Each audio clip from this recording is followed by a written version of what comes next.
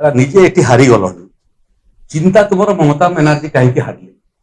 ବିଧାନସଭା ସମୟରେ ମଧ୍ୟ ସେ କଥା ପକେଇଲେ ଯେ ଓଡ଼ିଶାର କାର୍ଯ୍ୟକୁ ବିଜେପି ବାଲା ଯାଇକରି ସେଠି ପ୍ରଚାର କଲେ। ଆରେ ଗୋଟେ ବିଜେପି ହଉଛି ଜାତୀୟ ସ୍ତରର ଦଳ। ମୋର ଦଳର ସଂଗଠନ କାଶ୍ମୀରରେ ବି ଅଛି, କେରଳରେ ବି ଅଛି। ଏଠି ଗୋଟେ ଜିତୁଛୁ, କେଉଁଠି ଜିତି ପାରୁନାହୁଁ, କିନ୍ତୁ ଇଲେକ୍ସନ ସମୟରେ ସବୁ ଜାଗାକୁ ଯାଇ କାମ କରୁ। ତୁମେ ଆଞ୍ଚଳିକ ଦଳ, ଜାତୀୟ ଦଳ ନୁହଁ। ତୁମର ଚେରମୂଳି ଓଡ଼ିଶା ଛାଡ଼ିଦେଲେ ଅନ୍ୟ କୌଣସି ଜାଗାରେ ନାହିଁ। କିନ୍ତୁ ତୁମର ଚିନ୍ତା ବେଶୀ କଣ ହେଲା କେରଳରେ, କଣ ହେଲା ତାମିଲନାଡୁରେ, କଣ ହେଲା ବେଙ୍ଗଲରେ। ନିଜ ନିଜ ଘର ସମ୍ଭାଳିବା ପାରୁନାହଁ। ଇଲେକ୍ସନ ହାରିଲା ପରେ ଲୋକ ତୁମର ଦଳ ଛାଡ଼ିକିରି ପଳାଉଛନ୍ତି। ତେଣୁ ନିଜର ଦଳକୁ ସମ୍ଭାଳ, ବଞ୍ଚାଅ। ମମତା ବାନାର୍ଜୀ ସାଙ୍ଗରେ ଲଣ୍ଡ ଭଣ୍ଡ ହେଲେ ଓଡ଼ିଶାର ଲାଭ ଦେବ ନାହିଁ, କି ବିଜୁ ଜନତା ଦଳ ଲାଭ ଦେବ ନାହିଁ।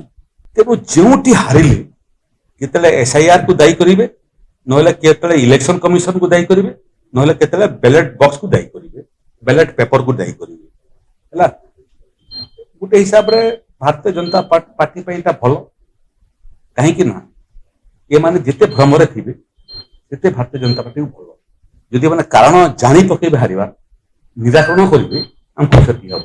ତେଣୁ ଭ୍ରମରେ ଥାଆନ୍ତୁ, କାରଣ ଜାଣନ୍ତୁ ନାହିଁ, ନିରାକରଣ କରନ୍ତୁ ନାହିଁ। Thank you.